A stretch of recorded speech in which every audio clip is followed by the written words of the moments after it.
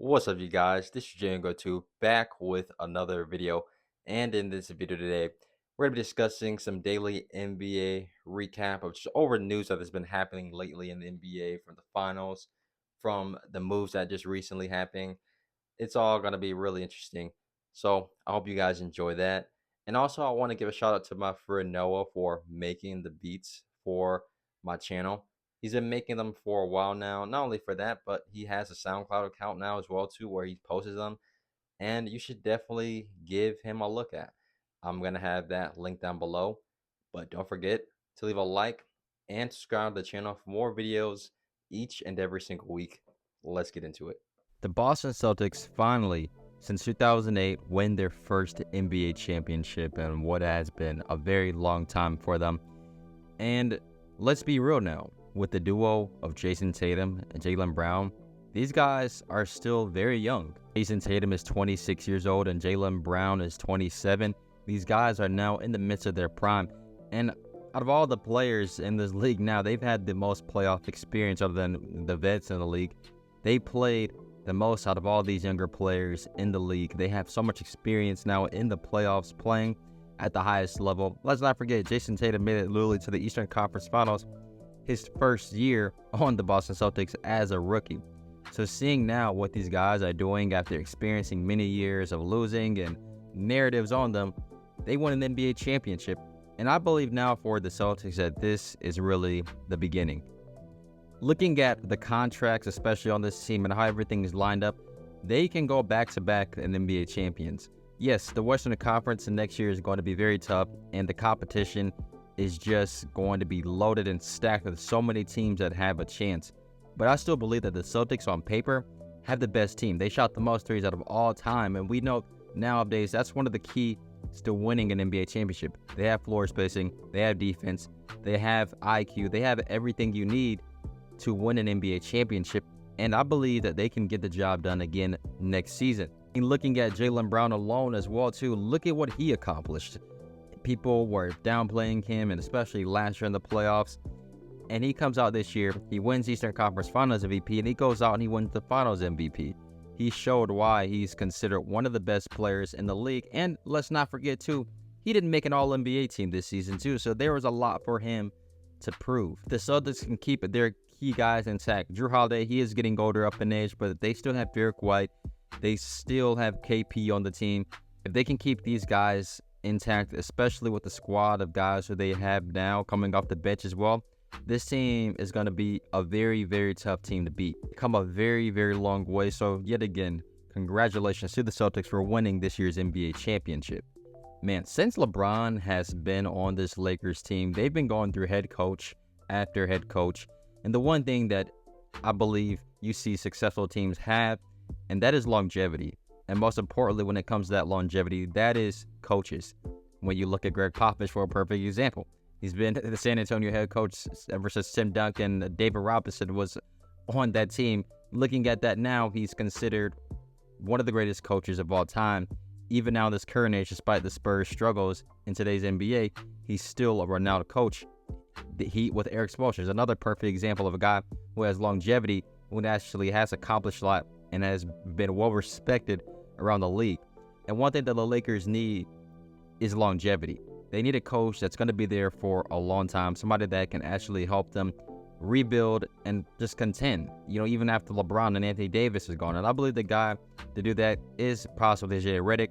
Now, I believe personally that JJ should have probably went to like a team like Detroit, because that would have been a much better fit when it comes to actually growing and building, coming into the league as a new rookie coach. And especially you have a younger squad, younger team, they're going to look up more seen that way. But he's playing on a team that's going to be filled with a bunch of vets, guys who he's played against. I mean, LeBron, for crying out loud, has played against so many head coaches that's actually coached him, which is just crazy. Putting that into perspective of his longevity. Signing JJ Redick, I believe, was something that we all saw coming. Unfortunately, they didn't get Dan Hurley, which I believe would have been a really, really good accusation for this team. I mean, the guy's already a renowned college coach. Taking that to the next level with his type of demeanor would be something that would definitely benefit the Lakers. But signing JJ Redick, I think overall that's actually a pretty good deal. We've seen the podcast with JJ Redick and him being on television and all that, he has a very brilliant basketball mind. And I believe that he can really open up a lot of opportunities for players on this Lakers team and utilize them a lot more effectively than what Darvin Ham did in his time with the Lakers.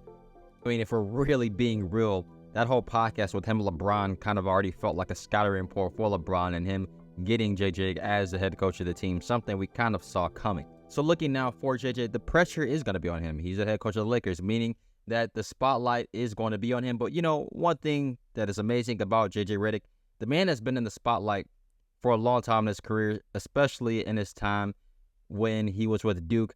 I mean, you just know the hate. If you know all about that, then you just know that he was one of the most hated players in all of college basketball for a long time.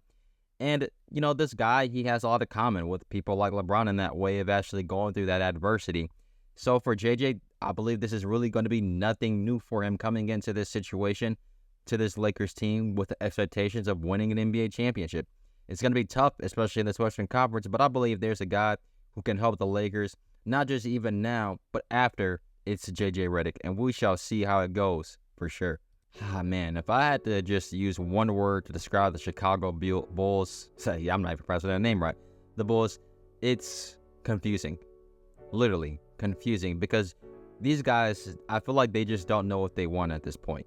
I remember that first year when the Bulls had acquired the team that they did, man. It was looking like something really nice. You know what I'm saying? Like they had DeMar, they had Zach LaVine, you get Lonzo Ball, Alex Caruso, man. They were building a squad. Even had Patrick Williams, who had a lot of potential. Kobe White still on the team. I mean, they had so much potential. You know what I'm saying? And there was one point during that season that they had the number one record in all of the Eastern Conference.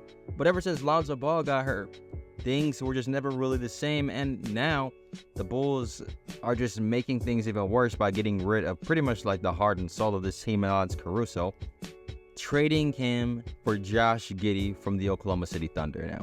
Now, mind you, the Bulls were already one of the lowest attempting three-point shooting teams in the league last season, and you had a guy who doesn't space out the floor, who doesn't really contribute anything in that way, and especially there's times during the playoffs where he was borderline unplayable, and you add him to this team. Oh, man, and I even heard that the age of consent in Chicago is 17. Let it out. Let it out.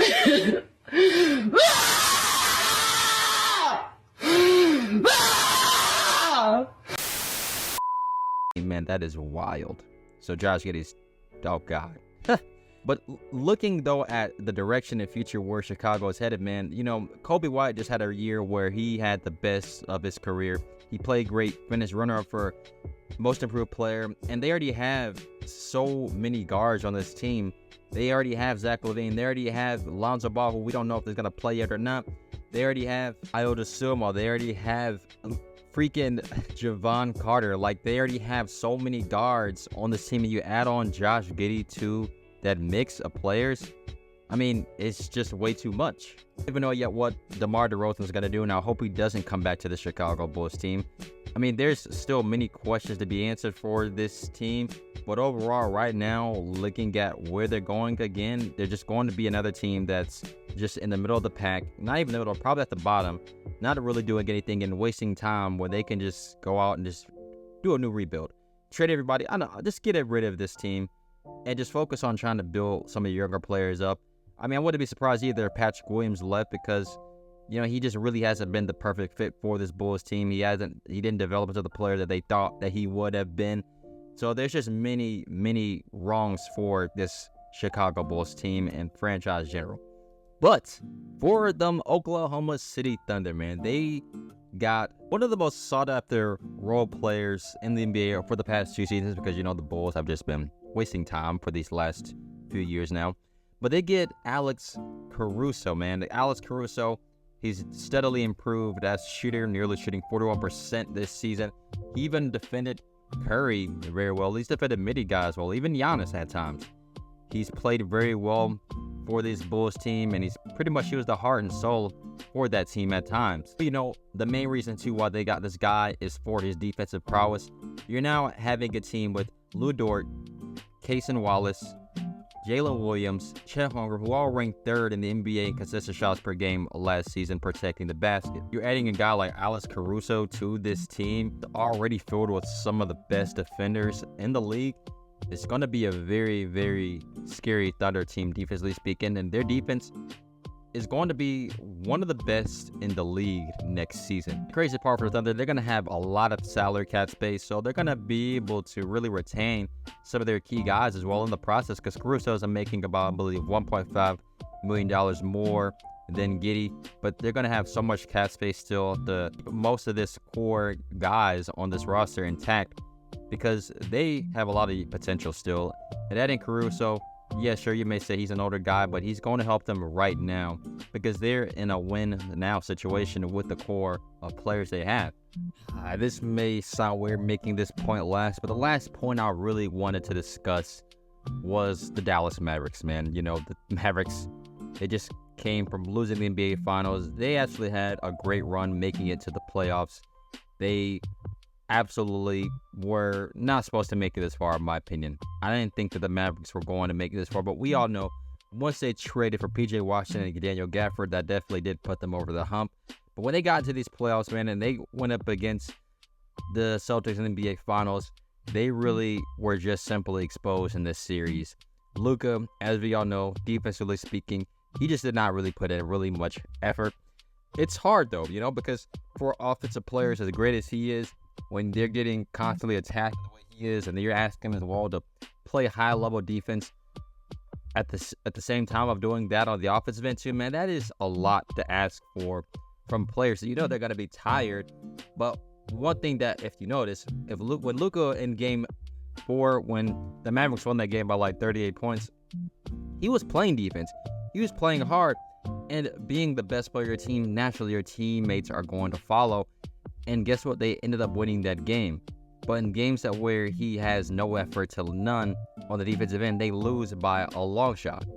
The crazy part is that people were already talking about him and how great of a defender he was until that series against the Celtics. People were bragging, saying, man, his defense is playing really good. And then we changed the narrative on how it's bad. But we got to understand as well, too, man, for Luka, he's already one of the top 3 players in this league.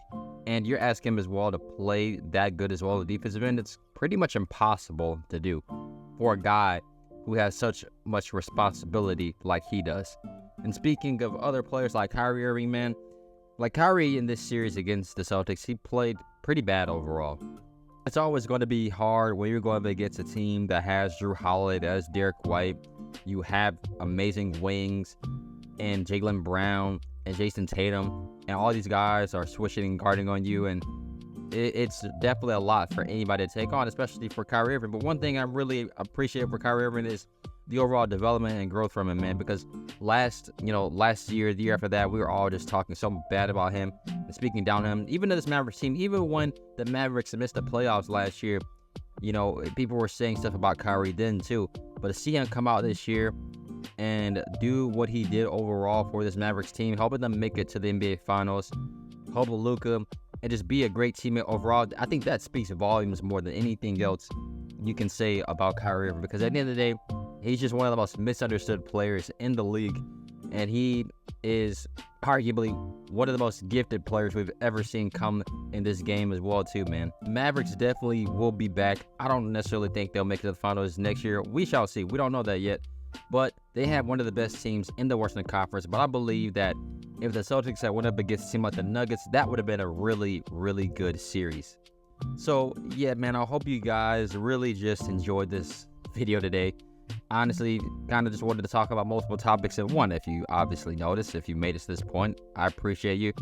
Don't forget to leave a like and subscribe to the channel, man. This is my favorite part now, the NBA season. It's the off season. It's the trades. It's the rumors. It's the what ifs, the possibilities of what can happen, man. So much to come from this offseason. Some pretty good players who are free agents. We don't know what they're going to do yet or not. And it's just overall really fun because you just don't know what to happen. And then, boom, you got to make a video on it. But, hey, I hope you guys enjoyed this video today. Don't forget to leave a like and subscribe to the channel for more basketball content each and every single week. Have a great day. Peace.